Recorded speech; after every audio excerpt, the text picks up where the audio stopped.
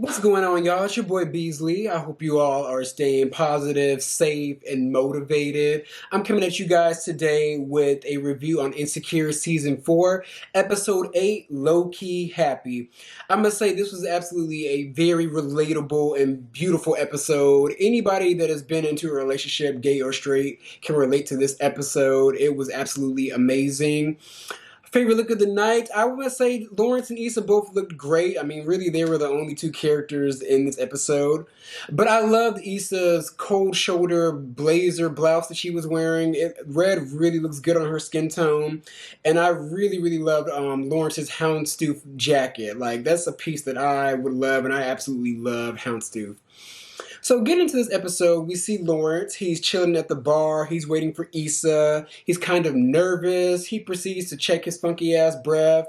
He takes a mint. His breath is so bad that it rejects it. And then we see Issa walk in. And then Issa, she sees Lawrence. She's happy. And then she just proceeds to fall flat on her face. Like, it was just like, golly, can this girl get any more awkward? So we cut back from the entrance title, and then we see Issa. She's just on the floor. Like, people offer to help her up, and she's like, "Nope, I got it."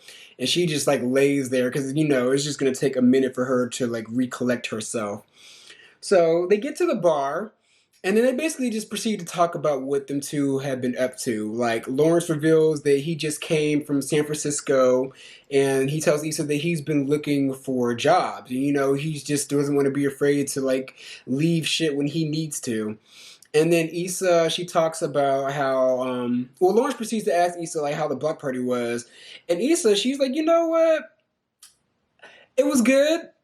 To be honest, I did that shit. And I'm like, that's right, girl. Like, talk your shit, because you did.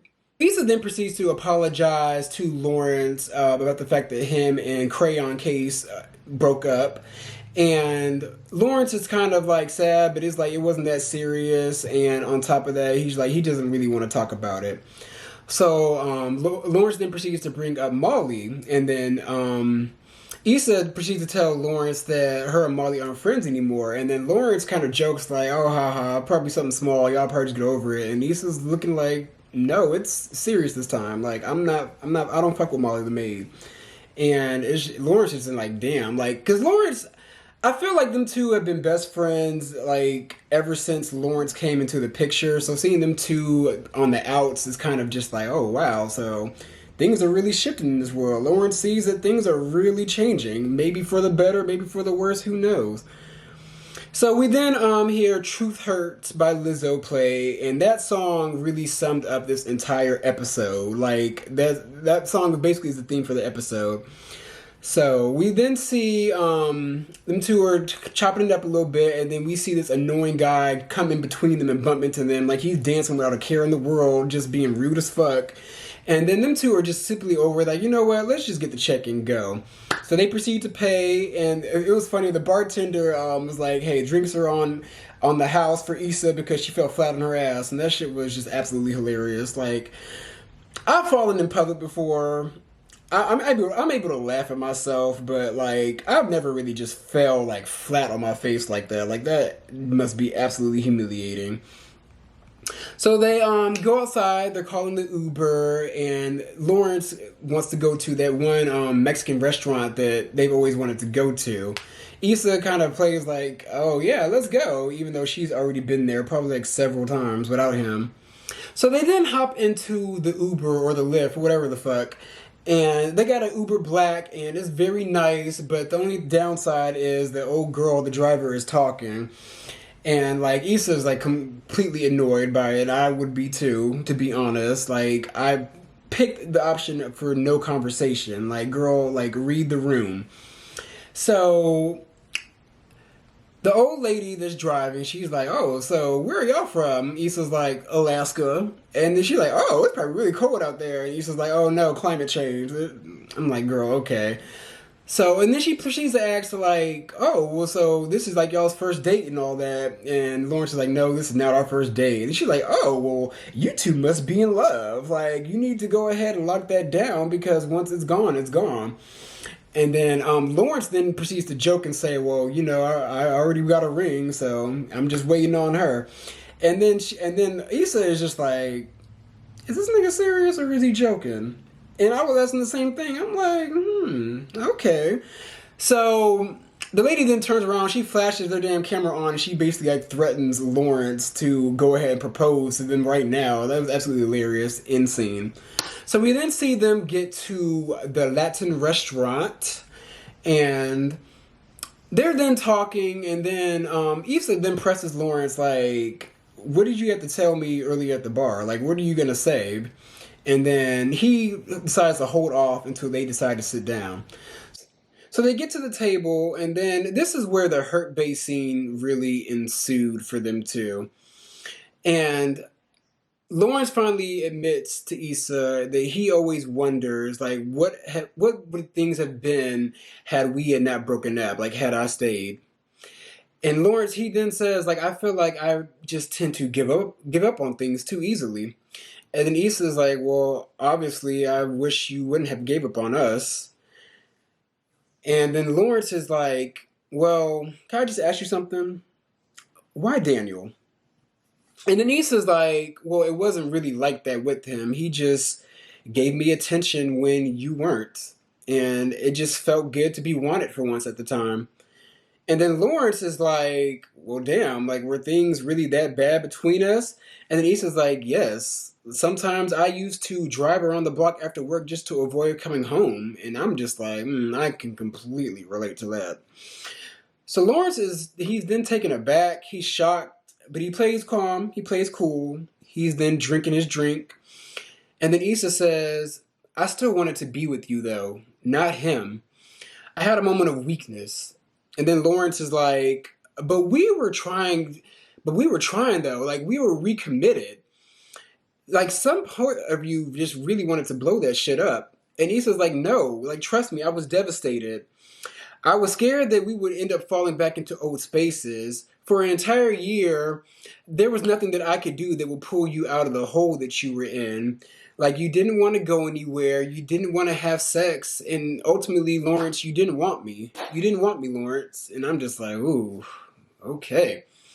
It was very, like, the mood, the lighting, the set, the conversation, it was very deep, very hurt bay. So the Lawrence is like, it's not like that I didn't want you, Issa. Watching you get up to go to work every day was a daily reminder that I wasn't doing shit. I wanted to go home, but that would have just made me feel worse. And Issa's like, well, like, why couldn't you tell me that? Like, we really weren't talking. And Lawrence was like, I just couldn't. When everything went down between us, it was just easy to throw everything on you instead of dealing with my own shit. And when I tell you, I think every black man that has shitted on a black woman or shitted on their spouse can relate to that scene. Like, in my opinion, though, that line right there was really like Lawrence taking accountability and really standing up and really just telling her like what was real. Like, I went in hard on you to avoid the shit that I had on me, to avoid the fact that I was the one not really doing shit in our relationship. I was the one sitting on our couch living off of you. I was the one not giving you the attention you needed. Like, that line right there, I felt like was the first step of a black man really taking accountability for the wrongdoing he has done in a relationship. Beautiful, beautiful writing. They then joke, and like Lawrence is basically like, I can't believe, like, if somebody would have told me a year ago that I would be sitting here talking to yo ass, I wouldn't believe them. And it was absolutely funny. And then Issa's like, so you really were about to propose to me, huh? And then Lawrence was like, oh, so you just realized you weren't shit? And then Issa's like, well, yeah, damn, I wasn't shit, but I'm the shit now. And I'm like, okay, we'll talk your shit, girl. Issa proceeds to get up, and she tells Lawrence to basically order her a drink. And then we see a message from Crayola that she wants to meet up with Lawrence. Like, I'm assuming she's having withdrawals from the Lawrence dick. Like, she just wants to make things right because things kind of ended abruptly for them too. I don't really see it for them too. Like, I'm just like, no. Like, girls, stay wherever you are. Stay in your lane. And it's just like, I really don't like the fact that she's trying to impede on them too. Like, I'm not 100% on board with Lawrence and Issa getting back together, but their chemistry is just undeniable. And to be honest, like I just don't see any of that chemistry with him and Crayon Case. Like it's just like no girl, like move on. Like you had your chance with Lawrence. Bye.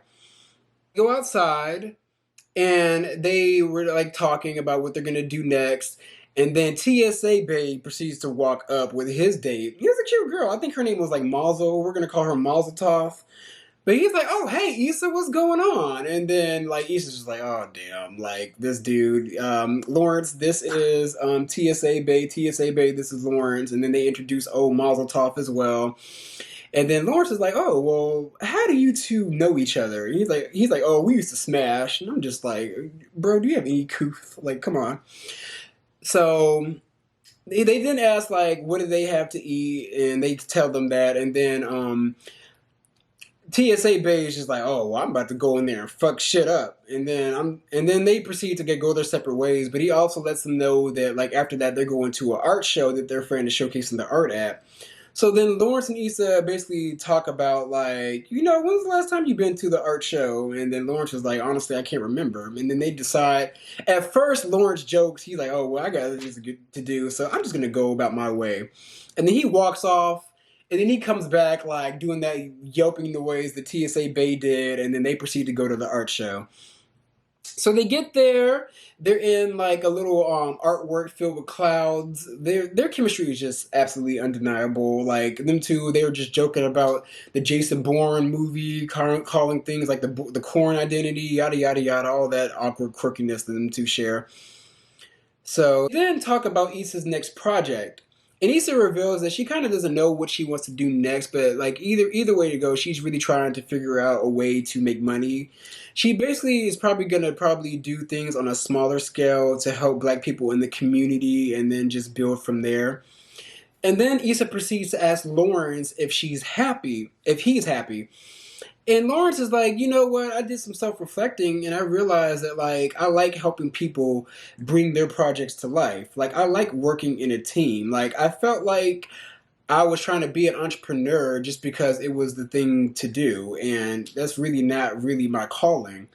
And that spoke to me because like I mean, not me personally, but I feel like a lot of people feel like they can go out and have that entrepreneurial spirit and really just do it when some people in reality just don't have that entrepreneurial spirit in them. Like some people were meant to just work a job and work like a high level career, work for a company instead of working for themselves.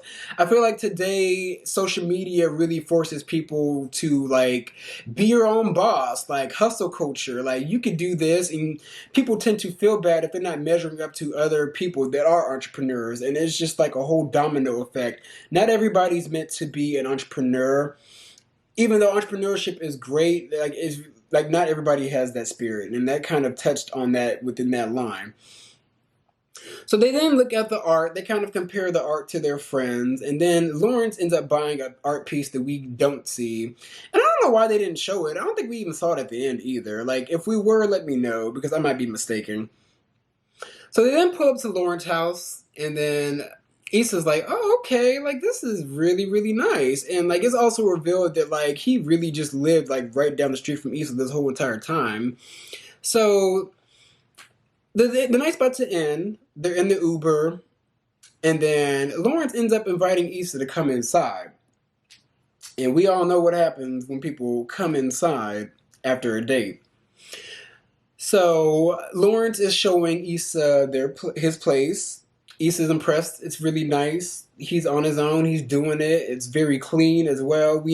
If you remember back in last season, like Lawrence was just a complete and total slob. Like that nigga just didn't clean for anything. Didn't even change his drawers. So they then talk a little bit, and then Issa decides to go ahead and use the bathroom. So while they're in the bathroom, Crayon Case decides to call Lawrence to see where he's at because he had promised earlier that they would be meeting up that night. So Lawrence goes outside and reassures Crayola that they are going to meet up. He just had to like finish up a few things and he's on his way. So he goes back inside, and then Issa is right at the door, most likely overheard the entire conversation.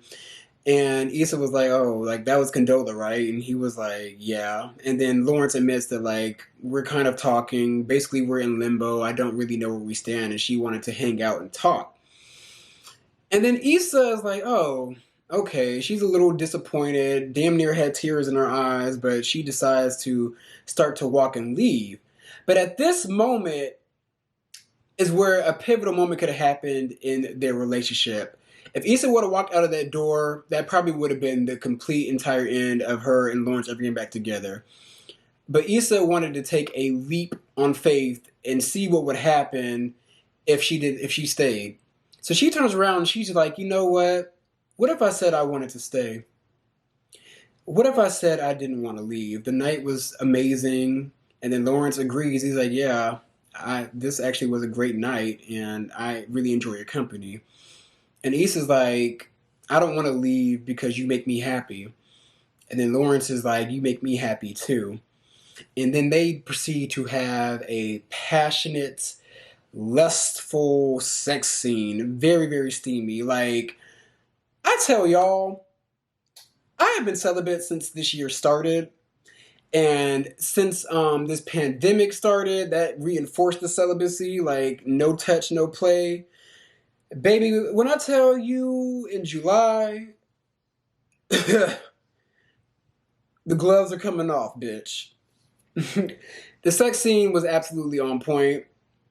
Most of the sex scenes this season were awkward in my opinion, but that one, it just felt like them two are meant to be together. Like them two, not only do they have chemistry outside of the bedroom, but the chemistry in the bedroom is there. Like, great acting. I wonder if them two have smashed in real life, to be honest. But then again, I think he only likes white women. So they wake up the next day, and it's kind of awkward at first. But them two basically are just like, them two are like happy and ecstatic inside, but they don't really want to admit it, so they kind of cover it up a little bit. Lawrence tries to offer Issa a ride home, but since she lives right down the street, she's like, I'm gonna walk. And now Lawrence and Issa are in limbo, just like him and Crayon Case are in limbo as well. She proceeds to walk home, and then the final shot is her having a big Kool-Aid smile on her face, and then we end scene. I must say this was one of the greater episodes of this season. I give this episode a 9 out of 10. I didn't give it a 10 mainly because it felt really, really short in my opinion. But this was a beautiful episode. Like I said, anybody can relate to this if you've been in a relationship. There's always that what if we stay together. I mean, me personally, I am well past my ex.